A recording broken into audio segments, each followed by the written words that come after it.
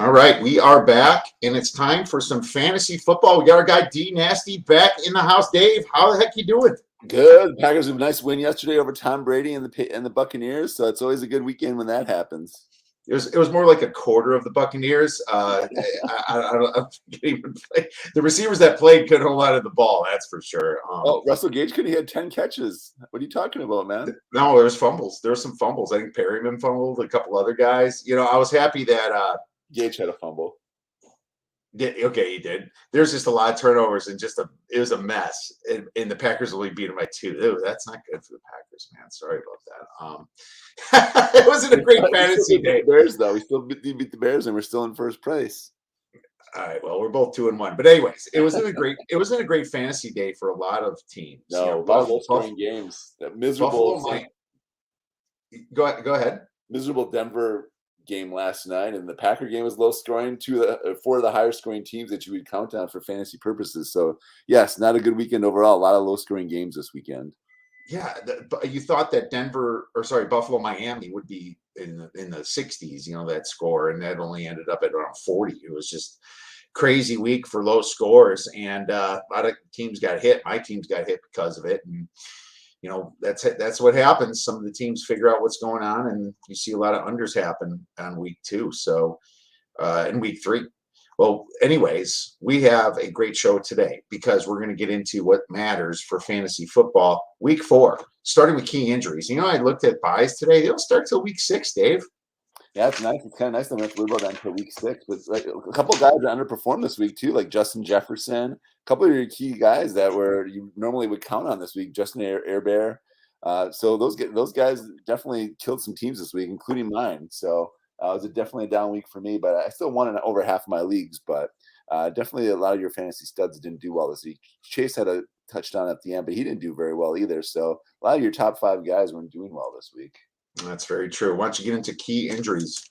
All right, great. Wide receiver A.J. Green suffered a knee injury and was ruled out in the third quarter. He did not return. Josh Allen went for X-rays following the game against Man, but he said he was fine. We had Tua went out of the game for the Dolphins. Supposedly it was a back injury, but it did sound like a concussion. So NFL is looking into that, which is kind of a little bit shady on the Dolphins' part. So we'll see what happens with that.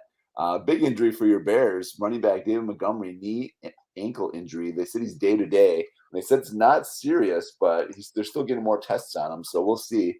Khalil Herbert looked really, really good when he came in. We'll get into that in a little bit here, though. Khalil Herbert and Justin Herbert, Khalil Herbert. Come on, man. I say Herbert and you say Herbert. So that's how I pronounce it, buddy. We. Francois. Go ahead. We got Jared Alexander, who left the game with a groin injury for the Packers. He's a key defensive guy. And Bosa, actually, too, ruled out with the groin. Those are 2 key guys on the defensive line. Dalvin Cook, another big one. Shoulder injury. He had problems with this over the last couple of years as well. Separated shoulder. So we'll see. They said dislocated shoulder right now, but they're going to run more tests on him, too. But that kind of worries me, though. He was out for a couple of weeks last year with that same injury. So we'll see. One of the more major injuries who could be out for a while, Mac Jones, left the game against Baltimore late in the fourth quarter with an ankle injury. They're saying it's a high sprain. So they're doing tests today. We will find out more after his MRI today. We haven't heard anything more other than that, but they say it could be a high ankle sprain. So he could be out multiple weeks, though. So we'll talk about his backup in a little bit on the waiver wire edition of the show. Then receiver Garrett Wilson exited with a rib injury. So those are still more of the more major injuries this week. And Travis Homer had a rib injury as well, and he was ruled out, but you're not playing him in any leagues right now, so that one doesn't really matter.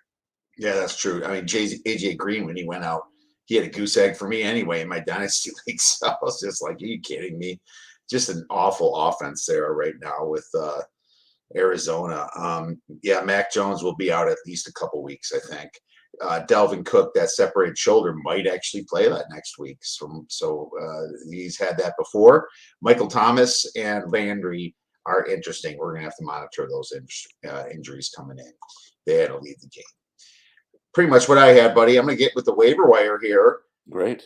Khalil Herbert, obviously, you kind of hope that Montgomery doesn't play for Bear fans, but the Bears have the number 2 running offense right now, which is interesting. Now, their strength of schedule, probably not that tough so far. I mean, obviously, the Packers, but they got lucky against the Niners in a rainstorm, and they got to play the Texans, so that helped them. But the Giants aren't exactly a massive run-stopping team next week.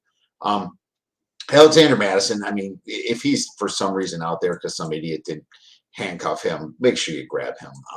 He's going to play a lot. Even if Cook's going to play with that separated shoulder, they're going to ease his workload. Wide receiver Marquez Callaway for the Michael Thomas and Landry injuries. I was kind of thinking. I think Chris Olave would be owned, but obviously grab him if he's available. Running back Treston Ebner in deeper leagues for Montgomery injury too. So keep an eye if you're in a dynasty league. You might get some love with the Bears' third stringer Ebner. Quarterback Brian Hoyer, the Destroyer, for the Mac Jones industry. We'll see if he destroys your fantasy lineup if you're desperate enough to use him. It's a pretty bad situation if it's not even waiver time and you're using Brian Hoyer, the Destroyer, here for the Patriots. Wide receiver Mac Hollins for the Raiders had an amazing game. I guess he's the return of the Mac for this week, Dave. 10 targets, 158 yards, and a touchdown. Devontae Parker actually showed up for once against the Ravens, but I'm not sure how trustworthy he is. But he's a speculative grab. Running back or wide receiver Zay Jones for Jacksonville had 11 targets, so I liked his production against the Chargers last week. Wide receiver KJ Osborne for Minnesota is actually doing better than Thielen lately, and he had 8 targets, which is a little surprising how Thielen's in the doghouse and he's kind of up there. And then tight end Tyler Conklin did well for the Jets. So that's what I have for waiver wire. Anything I missed? Oh, yeah. I like the Tyler Conklin one. That was one I was going to talk about, actually, too. He had 8 catches for 84 yards. He's definitely the main guy there now. Robert Tonyan actually looked good this past week, too. He had 6 catches, actually, this week, and Rodgers was going to him quite a bit in that game as well. And he looks like he's looking healthier every week, so definitely take a look at him. David Njoku, he's owned at 51%. He borderline. If he's definitely out there, definitely grab him. He didn't have a good first week, couple weeks, but last week he blew up. So Brissett was looking his way quite a bit. Him and Cooper were his main targets. So definitely take a look at those guys at tight end. Like Kiev said, Chris Olave, if he's out there, definitely scoop him up. He's probably owned in most leagues right now. Romeo Doubs, he ended up having a really nice game. 8 catches for 73 yards and a score. So he looked like the main guy. He looked like the number one guy for the Packers. He's only owned in 25% of leagues right now.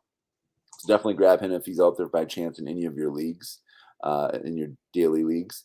And then that as well. So then another one too is Brian Robinson. A lot of people forget about him. The guy that was shot at the beginning of this year.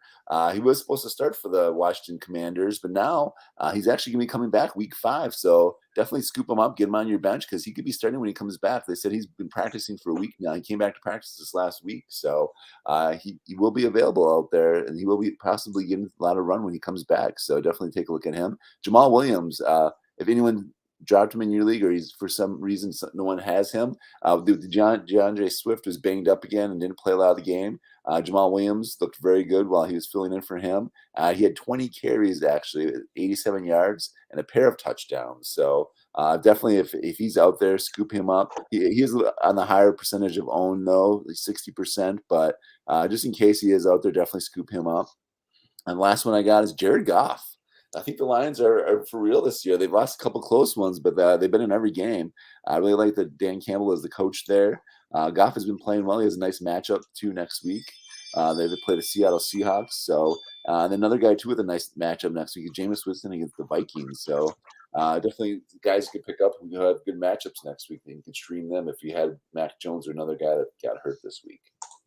Fair enough. We have a question. Do I trade away Najee for Fournette and Gainwell? That's a wonderful question, and I'm going to answer it 2 ways and see if Dave agrees. I think that you would trade Najee this year for Fournette in a non-dynasty league for sure. Fournette is a massive workhorse for one of the greatest teams right now in the NFL, the Tampa Bay Bucks. Of course, you would want to try to make sure you grab White or anybody else you can handcuff after you make this trade. Now, especially, you want to trade Najee if you don't have Jalen Warren. If someone else is owning Warren, Najee isn't quite, worth as much. So this could be a smart move to get your handcuff by doing that. Now, if it's a dynasty league, hell no. Fournette's older. He's probably in the twilight years of his contract. Najee's going to be playing for a while. So I would not in the dynasty league. Do you agree, Dave? I definitely agree. Yeah, Najee, I'm not trading in a dynasty league. He's a keeper in a dynasty league. You're not trading him. You have to get way more than that for Najee in a dynasty league. But on regular weekly league, redraft leagues, I would take a look at that trade. I'd have to see what your roster consists of right now, though, and kind of what your running backs that you have right now. So that would be a key factor in doing this as well, is to see what other running backs you have currently on your roster too. So that's going to play into the trade as well. I'm also worried about Najee being behind in games. The Pittsburgh's defense is looking really bad, especially with TJ Watt going to be out 6-8 weeks. They're just going to have to throw the ball a lot, and Mitch back there screw it up. That's not going to be fun. I just think way more points possible with Fournette and Gainwell. Yeah, and I definitely agree. Pittsburgh is one of the lower, probably one of the bottom 5 offenses right now, actually, I would have ranked. So Najee is not going to get as many carries, like you said, and they're not going to be ahead most of the time. So he's not going to get a lot of carries in that respect as well. Fair enough. Let's move on to non-starters trending up. Dave, why don't you start with that? All right. Non-starters trending up. I'm going with a couple guys that I do like here. The Jets, you wouldn't think of this, but we just talked about the Steelers, how they've been struggling on defense. I'm liking Joe Flacco this week against the poor Steelers defense. With TJ Watt out, they haven't looked very good so far. I'm liking the Jets this week. I like the rookie running backs too this week. The Bryce Hall, I like this week, and then Michael Carter, their second-year running back. I like both of those guys this week. I'm liking the Lions this week against the Seahawks. Seahawks have not looked good on defense as well, and the Jamal Adams is out for the year as well. I like the Lions this week. I like Jared Goff, who I just talked about. I like him. I like Jamal Williams too as well against the Seahawks. Those are some guys I like this week there. And I hate to say it, but I do like Daniel Jones and Saquon Barkley, who you're probably starting with, but I still like Daniel Jones against the Bears defense. I don't think their defense is still that legit. Houston Texans still put up quite a few points on them this week, so I'm looking at them. Dave, any running back against the Bears is RB1 at this point. Yeah. So just know that. And, of course, Saquon is a non-starter. Come on. Yeah. Well, I know. I'm just saying. But I like Daniel Jones in that matchup, though, too, as well, as what I was trying to say. So, but, I was already saying Barkley's a given on that matchup. I like Jacoby Brissett this week and Amari Cooper. Both those guys, they play in the poor Falcons defense. I like that matchup. I look for the Chargers to rebound. I like Jordan Palmer, who normally wouldn't actually have starting, but I like him if Keenan Allen is still out for against the Texans' poor defense. I like Noah Brown, actually. He's a deep sleeper against the Commanders. Jalen Tolbert is supposed to actually play tonight, too. So watch how he does tonight. He might be a nice sleeper against the Commanders as well next week, depending on how he does tonight. They said he's going to be active and playing tonight for the rookie Jalen Tolbert for the Cowboys. And then I also do like Isaiah McKenzie, who actually came on this past week against the Ravens defense. I like that matchup there for him. I like Baker against the Cardinals defense. Cardinals have not impressed me at all this year so far, so I do like Baker against the poor Cardinals defense. And that's pretty much all I had this week. The Rams 49ers are both tough matchups, so I'm not going to go into anyone from that one. But, yeah, that's who I have for trending up this week. Nice. I have Michael Carter. I think he's going to have a big game versus the Steelers' bad defense this week. I have running back Dameon Pierce that you saw with the Texans, man. Must start by now. I even mentioned him against the Bears last week, but the dude's just been very, very good so far. And he's got a great matchup against the Chargers run D coming up here. Wide receiver Chris Olave will have a great game versus Minnesota in London. So I really like Chris Olave coming here. Running back Jalen Warren might get some carries versus the Jets too if Najee gets tired. And the Jet. One thing about teams getting beat, and this kind of goes back to your trade. Gainwell is going to get carries just because they're not going to want to injure Sanders when they're up by 14 to 21 points. So I think Jalen Warren could be a good second half running back against the Jets. Kareem Hunt versus Atlanta looks really good to me too. Kareem Hunt's been fantastic. It's almost like 1A and 1B with him and Chubb over at Cleveland. So I'm very impressed by what Kareem Hunt's been doing. And I kind of was down on him coming into the season, I will say. Alexander Madison for the Cook injury. I mean, if Cook's not going to get the full workload, in my opinion, Dalvin Cook. So you got to start Alexander Madison if we have him. If you have both, it's almost like pick your poison. But I mean, if you have Madison on your bench because the other guy has Cook and didn't handcuff him, he could be a really good start this week. Khalil Herbert versus the Giants, bad run D. I think that Montgomery's banged up, and we don't know if he's going to play or not. So he's going to get a lot of play for the Bears. Plus, they're not throwing the ball with Fields at all. So lots of carries for Herbert and maybe some pass catches. Running back, wide receiver Gabriel Davis versus Baltimore is going to have a comeback. He sucked last game. He had some drops, but he's going to have a good game versus Baltimore's really bad pass D. Baltimore's pass D is ranks last right now. They had a tough schedule, so it's not going to end up like that, but still. Wide receiver Robbie Anderson versus a bad Cardinals D is going to make some noise, in my opinion, for Carolina. Wide receiver Amari Cooper against Atlanta will be good. And he's a starter, I think, from here on out. I'm surprised that Jacoby Brissett is really, really impressed me this year. I'm very shocked with how well Brissett's doing. I should probably throw him in a non-starter trending up as well, to be honest with you. And wide receiver Tyler Lockett has to do something versus the Lions here. I know DK Metcalf gets a lot of double coverage. He's probably going to get some forced balls, but Lockett's usually the guy sneaky open against a bad team like the Lions. So those are my non-starters trending up. Let's get into bus. Man, Cam Akers, he's just getting going, but he's facing the 49ers run D. That's going to be a very difficult thing going on the road against the Niners. I don't like him or Devery Henderson, to be honest with you, against the Niners run D. Running back J.K. Dobbins, he might be back this week, but I wouldn't start him even if he's back because he's going against Buffalo's D. You're going to have a lot of Lamar Jackson action there, but I'm not even sure if Lamar Jackson action is going to be that good, Dave, because they got a really good lineup for the Bills. Their secondary is banged up, and they got a lot of Micah Hyde's out for the season now, so their secondary is not that good, but their D line is tough. Yeah, I'm really surprised with their secondary injuries. I'm pretty bummed out for them, but they're going to still play that press, get to the quarterback, and if they're not getting to the quarterback, there's going to be some deep passes that the Bills give up. So this is just such a high variance game. I say Baltimore can kill it if Jackson can stay open, which he does a lot and doesn't get sacked and finds that open receiver. But if not, then he's in trouble. Now, problem with Baltimore is they have some serious injury woes themselves, a lot of them. So yes. I expect a high scoring game coming here this week. Next, we have. Let's see, Brandon Ayuk versus the Rams D. I don't like Niners either. I also don't think that Jimmy G is kind of ready yet. He was. They didn't play him all summer because they were trying to trade him. They didn't want him injured, and he's rusty as hell. Devontae Adams versus Denver's D. Man, Devontae Adams is missing Aaron Rodgers right now in the Packers. He was happy after their 0-3 game this last week. He was visibly frustrated after that game.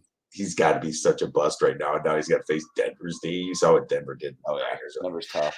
Clyde Edwards-Helaire versus Tampa's run D is a bad one. I don't like Edwards-Helaire here. I don't like Raheem Mostert versus Cincinnati's run D either. So I think that it's going to be a passing game for Miami. Trevor Lawrence versus the Eagles, a little dangerous. Now, Trevor Lawrence has been balling lately, but he's had an easy strength to schedule, I think. Now he's a second road game in a row going to the Eagles. I don't like that. And that's all I have for bus. Dave, what do you got?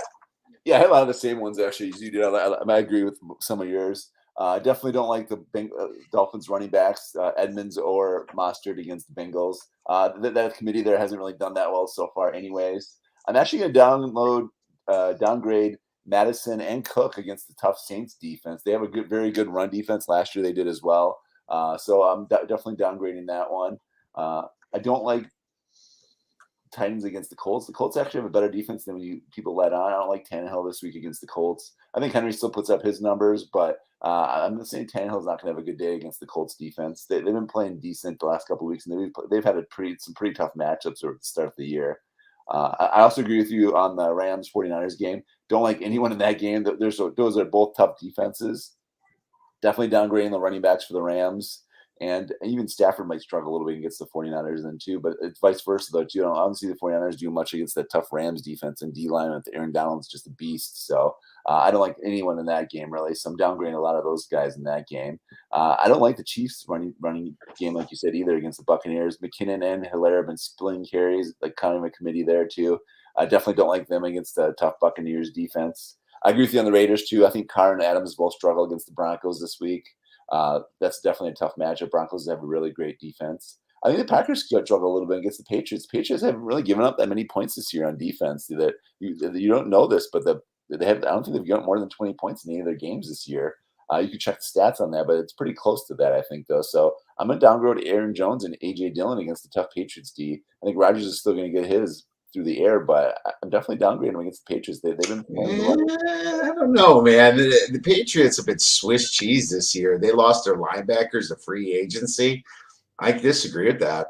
I think the Packers running backs are going to go wild. We'll see. I guess this will tell everyone what the Patriots are because this will be a good test. But I don't know. I don't think Dillon and Jones have as good of a game this week against the Patriots. So I'm definitely downgrading a little bit. And then I definitely agree on the Jaguars. James Robinson, Travis Etienne. Definitely downgrading them against the tough Eagles. The Eagles are just so deep on offense and defensive lines. I don't like that matchup at all for the Jaguars. All right, fair enough. Let's move on to our nasty sleeper, Dave, and I'll let you go first. All right. My nasty sleeper of the week is going to be one that you're going to like, Khalil Herbert. I look for him to have a huge game this week, especially if Montgomery's out. I like him against the poor Giants defense. I think he's going to have a monster game this week and could be a league winner for a lot of teams this week. That's hilarious because I had him written down and I just changed it. Well, that's what happens. You're going to go first.